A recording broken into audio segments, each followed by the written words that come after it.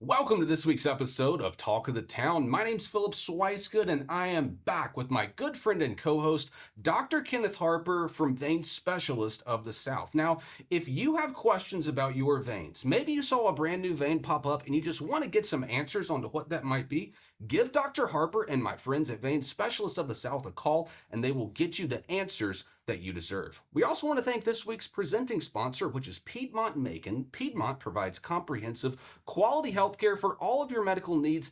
Thanks so much to Piedmont for investing in Central Georgia and making a show like this possible. Now, speaking of Piedmont, if you're just waking up on Saturday morning, say it's 6:30 in the morning, you're looking around, you've flipped on the television with that first cup of coffee, and you're wondering, what in the world is Talk of the Town? Here's what you can expect week in and week out, a conversation between me, Dr. Harper, and someone in the community that we think you should know about. Again, talking about Piedmont, we're here today with Steve Daugherty, who is the CEO of Piedmont Macon Medical Center and Piedmont North Macon Hospital. Steve, we are so excited for this conversation. Thanks so much for joining us. Well, thanks for having me today. Look forward to the discussion. So, Steve, one of the things that anyone in Central Georgia will know is the actual degree to which Piedmont is involved in the community. And we love that because one of the things that you guys have initiated here lately that we're just dying to hear more about is this Community Hero Award. Tell us about what it is, how it got started, and who are some of the people that have applied to it. Yeah, so the Community Hero Award is looking across our community and finding those people that are doing great things that are largely unknown and unheralded, but doing great things. And so it's really born out of two things. One, we had another Piedmont hospital that had something similar. We tweaked it a little bit. But as we came out of the pandemic, it was a very difficult time in healthcare. And I think, our mission is to make a positive difference in every life we touch. During the pandemic, I will say a lot of us started to wonder, are we really making a positive difference? There was such illness and suffering through that pandemic. And what lifted us during that time was people that showed up in our parking lot with a prayer vigil or a parade through, just flashing their lights, feeding our staff. And so that said to our staff, what we're doing matters and is making a difference. And so as we came out of the pandemic, we said we want to turn that light in an opposite direction, and let's find those people that are in our community doing great things that need their cup filled. No matter how big your heart is, you can't give and give and give and not get anything back. And while I'm sure those people that directly benefit from some of these fabulous people that we've given this award to know what they're doing, largely the community doesn't, and we want to make sure the community does.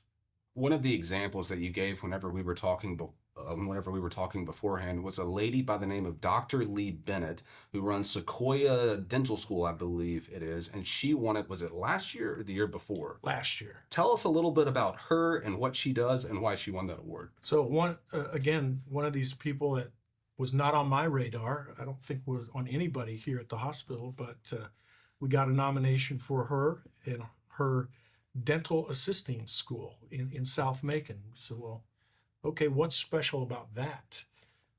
What's special about it is that she's taking young women who have not had a great beginning to their life. Maybe they were addicted to some substance, a victim of domestic violence, maybe exploited in some other ways.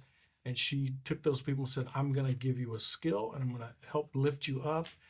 And so that's one part of it. And then she takes her clinic also and provides dental care for our homeless population. And then if that wasn't enough, she travels to Honduras to help people there with their dental care. And I don't think everybody understands how important dental care is to their overall health, but it can have a significant impact. And frankly, it keeps some people from getting jobs, either the embarrassment of how their teeth look when they go, or the employers that look, and it's an appearance thing. And so she's doing fabulous work with these folks that just needed a little bit of a lift and some confidence and a skill. When we look at all that Piedmont Macon does in the community, share a little bit about I know we're focusing on the people we're recognizing, but share a little bit for our audience about other areas y'all are involved in the committee.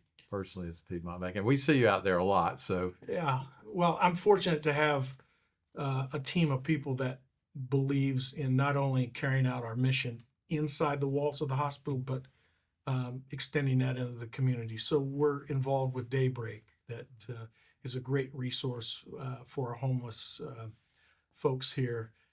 We're involved with the Cherry Blossom Festival, something that, again, brings attention to our community in a very positive way.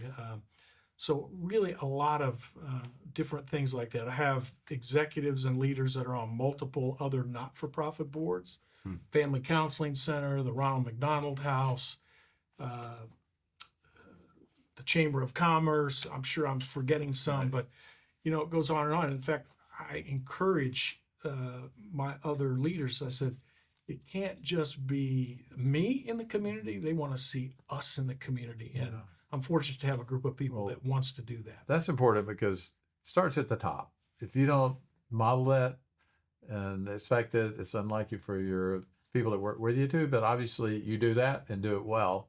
So one of the things we like about Piedmont Macon is giving back to the community, because that's one of the reasons we do the show here, is to highlight people that are making a difference. And y'all are doing that. Thank you for doing that. Thank you. Steve, you mentioned Daybreak, and I know that they have this annual Sleep Under the Stars event. Is that something that you've actually done? Because I've seen in the past that it's done in February. And, if they would move that to April or May, man, that'd be a lot more comfortable, because those has to have been some cold nights.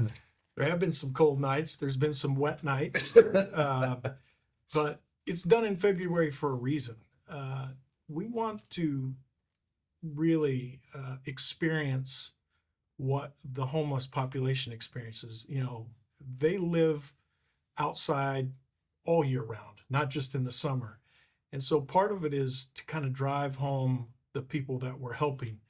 And I think you can't get that in July, but in February, where the weather can be almost anything. This year it was not very cold, but it's surprising when you're outside. Even at 43, you get cold.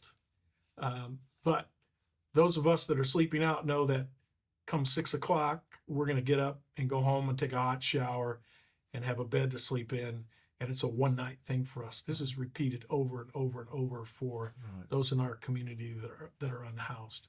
Right. But, this community really embraces what Daybreak's doing. This year we raised another almost $330,000. I've always said it says something about a community when you can raise as much money for the Homeless Resource Center as you can raise for the symphony. And I'm not taking anything away from the symphony, but that says our community looks at the whole community, not just bits and pieces. Yeah, share a little bit about, if people don't know what's happened down around Daybreak in the past 18 months. There have been some big changes. Boy, big changes. When I came to Macon 10 years ago, it was this, little building just outside of Carolyn Creighton Park, and they're serving an immense number of people. And several of the Sisters of Charity that have come through there had this dream to build some housing, to have a health center, and to have a respite. And so with the help of Chris Sheridan and his family, we got the health center built. With Mike Austin and the Housing Authority, we got apartments built. And so when you drive by Daybreak now, it is a complex, not a building. And we can really lift those people up. We can get them off the street into housing. We have case managers that help them find benefits that maybe they're not aware of. And the respite, which we're intimately involved in, helps those people that have a health issue that for you and I, we would go home and our mom or dad or our wife would help finish that recovery from that health issue. They don't have that, and they wouldn't get that back on the street. So now they can go into that respite bed and finish that recovery. And hopefully while they're there, we do some more case management and find them housing and find them benefits, find them a job. And we've had some really great turnaround stories, but that all goes to the volunteers and Sister Teresa and Sister Deborah, who's there now, leading that initiative. It is really something that is a model for other people across the U.S. Steve, I want to ask you about the Community Hero Award and hear a little bit more about some of the other winners. But first, we have to take a quick break to hear a word from our sponsor. I'm a certified health coach who loves helping others. My personal health journey started a little over a year ago. I began by walking, then I started playing pickleball. After losing over 100 pounds, my legs were still bothering me because of pain and bulging veins. I needed help, and all my friends recommended Vein Specialists of the South. I learned at my appointment that vein disease only gets worse without treatment and didn't realize how bad my vein problems were. But the VSS team was there to help and customized a treatment plan that fits my active lifestyle. Every staff member I met during my procedure was informative and caring. They even played my favorite music. My legs looked and felt better right after my procedure. Just a few weeks after my procedure, I was back on the courts doing what I love. If you want better looking and feeling legs, it's time to call the best, Vein Specialist of the South. Piedmont Macon is proud to be your partner in healthcare, in business and in the community. From our 2 convenient hospitals and ERs, our cardiac program, women's services, and urgent care centers, we provide Middle Georgians with comprehensive care close to home. Our goal is to empower you through great care that's simplified, unified, and easier than ever to access. Our mission is to make a positive difference in every life we touch. We want to be part of your family and your life and to make our community a better place to live. Since we started over 60 years ago, a lot has changed, but offering a great value on tires and auto service hasn't. And right now, when you buy a set of 4 new tires, any brand, you'll get half off an alignment. At Rafield Tire Master, we're your auto service headquarters with a huge inventory of tire brands like Michelin, BF Goodrich, Toyo, and a lot more. So for a great value on tires and auto care, visit one of our 6 Rafield Tire Master locations in Macon and Warner Robins and log on to RafieldTire.com for more savings. Flint Energies knows safety is the backbone of reliability. To deliver the power you need means doing things right. So we can continue to provide reliable energy and peace of mind. Because safety runs through everything we do. Flint Energies is a Touchstone Energy cooperative, your source for power and information. This is the Medical Minute, where we ask Dr. Harper your vein-related questions. Dr. Harper, one of the questions that we keep getting is, why are my veins so visible on my legs? Sometimes veins are visible. Some people have skin they're visible fairly easily to just look at them. Had a patient today who had large veins on his arm, but he works out at the gym a lot. And I said, well, people work out hours to get veins that like that. So they're not necessarily unhealthy veins if you see them. Veins that bulge or suddenly become symptomatic are a concern.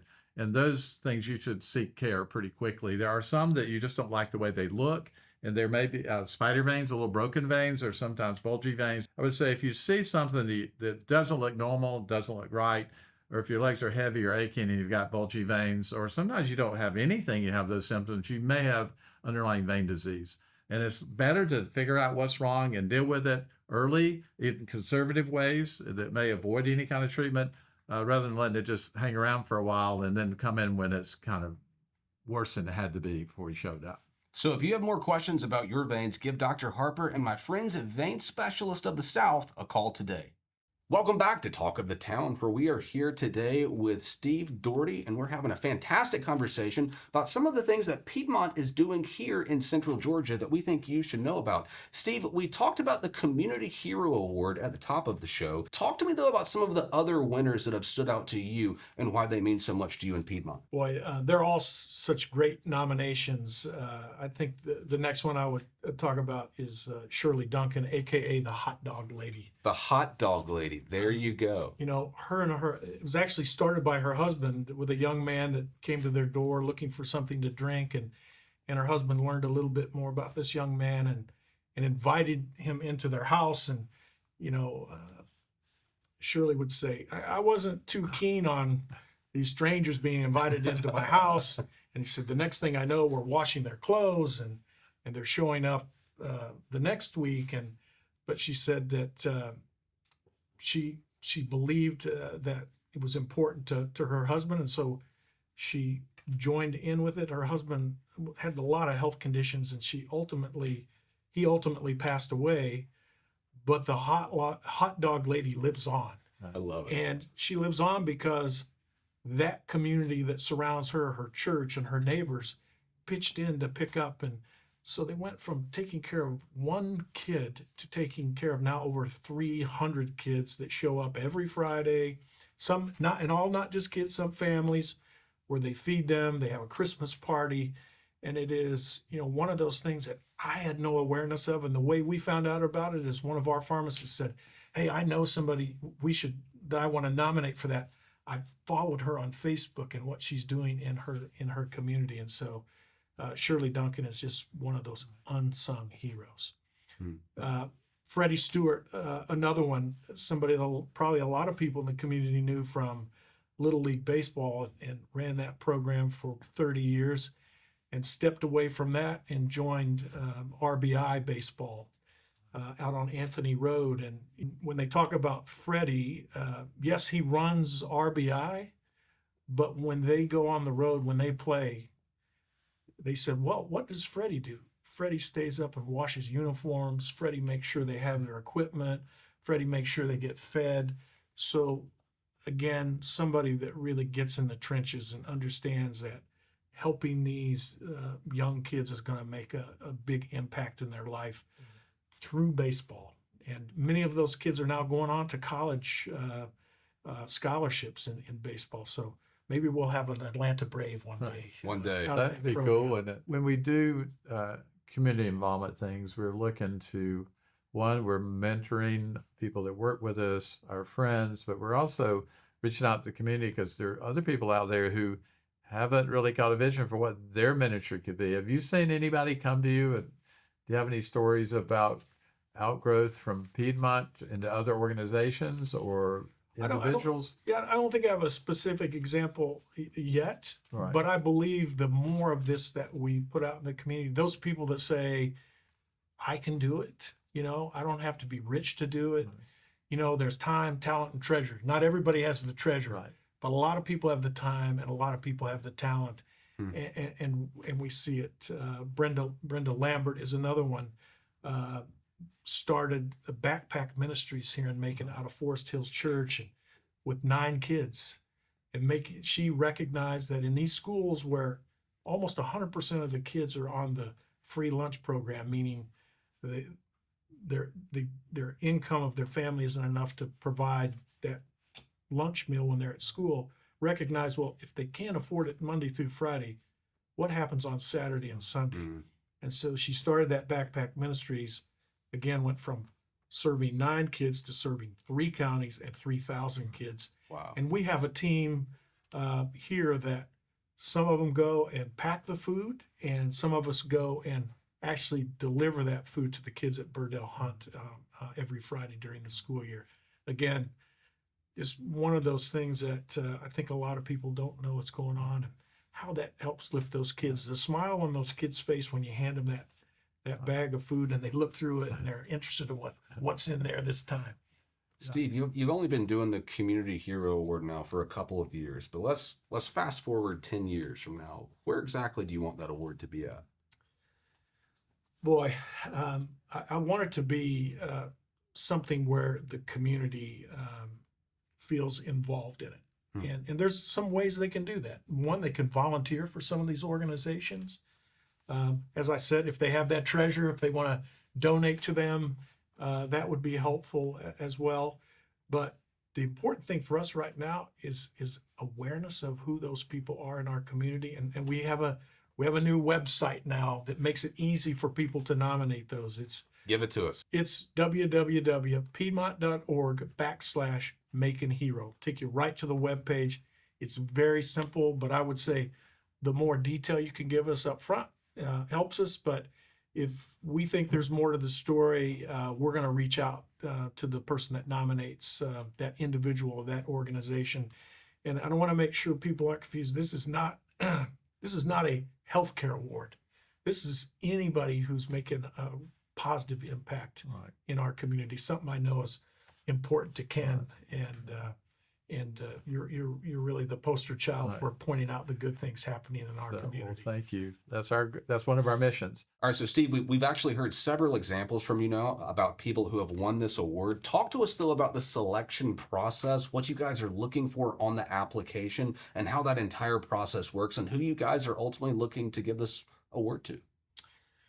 Well, I'd say, first of all, what we're looking for is really the details of what's happening and the impact they're making. Obviously, the bigger impact, the bigger impression it makes on us, but qualities of, servant leadership, people with great integrity, and how they, and leadership, and really the at-risk people in our community that they're helping. Those are the people that need that lift up. The selection process is not very complicated, although selecting the winner every quarter is. We solicit nominations via our social media, from our own staff, from people that just hear about the award.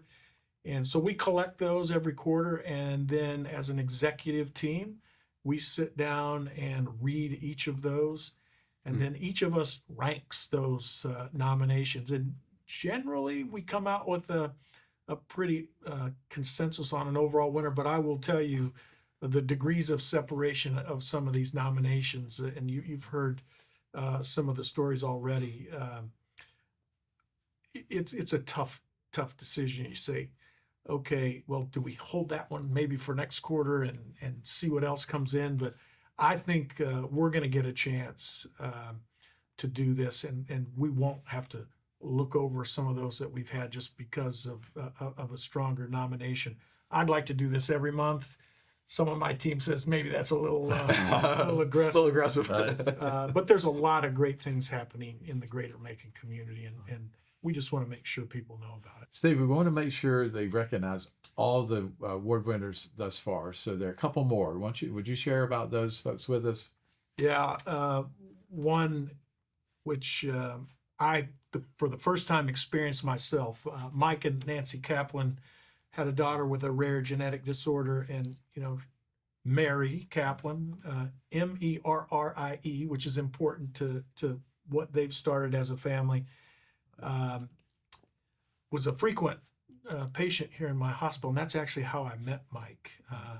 But I consider Mike a close friend, and his family does so many good things in the community.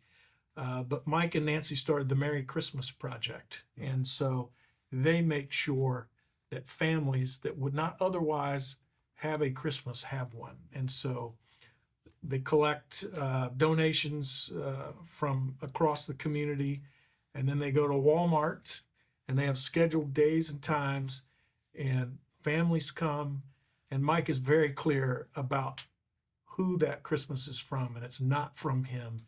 It's for that parent, for their kids. And some of the comments that I witnessed were people saying, "Is it okay if I buy diapers?" If that tells you something about the needs of the people that Mike and Nancy and their family is helping, it's hard not to break down and witness that. But I would encourage anybody. Mike welcomes anybody to be part of that event every year. And then as an offshoot of that, they also have the Merry Christmas Closet. I may not be getting that right. Sorry, Mike and Nancy. But they provide clothes for kids at school, so kids that show up and don't have socks on or need new underwear or a shirt, and they go to the closet in the school, and they provide those clothes for those kids. So fabulous story. And then I don't want to forget our first awardee. Before really this became public for us, it was more of an internal award, and that's Dr. Samer Othman. And some of the people in Macon will know his father, Mufid Othman, who was a longtime medical staff member, and fabulous family, and Sammer is no different. A very humble person that has been providing dental services through the Macon Volunteer Clinic, another great organization that has a brand new facility now, led by John McCard. But Dr. Othman providing those dental services for people that are the working poor, and does it with such humbleness and quietness. And, you know, we said this was before anybody knew about this. That first award, we had no media there. Now we have coverage from almost all of the local TV So stations. Dr. Hoffman, this is for you. Yeah. You're finally getting that notoriety that you deserve. But, you know, I Thank think he's probably one of those people that, you know, could have said, well, I'm Dr. Othman's son. But I think what he said was, yeah, I'm Dr. Othman's son, and I see what my dad did for this community, and I've got to do even better. And Right. let me tell you, he hits it out of the park. It's a unique gift to be able to motivate people to want to serve. And so how do you see that happening among your hospital organization, and ideas for people that might want to do that in their business? What would you say? Well, you know, we started off with something easy a couple of years ago, and they had to convince me. You know, I'm kind of the stuffy old guy, and they said, you know, what if we let people wear blue jeans on Fridays and they donated $5? I said, I don't know how our patient's going to feel about that. Right. Well, I learned pretty quickly that the community and the patients, once they learned why people were dressed in jeans on Friday, and everybody wears a sticker for our Blue Jeans Fridays, and that allows our staff, for a very small amount of money, but collectively becomes a lot of money, to donate to some organizations that they get to recommend to us. But where do they want that money to go this month? I've been fortunate really since I came to Macon. Both of these hospitals have been very philanthropic. Our staff this past year raised almost $50,000 for the United Way in a time where workplace donations have dropped. Our folks continue to embrace that. So that's just a couple of things that we're doing internally. But then the staff gets to see the impact of that $5 that they contributed becomes $1,000 or $1,500 that gets into one of these organizations that can really put that money to great use. Steve, thanks so much for joining us. And thank you for the investment that you guys continue to make in Central Georgia to make this a better place for all of us to live, work, and worship. We really appreciate what you're doing. Thank you. Thank you. And thank you guys for joining us as well. And stay tuned for where me and Dr. Harper might show up next, because you never know where it might be.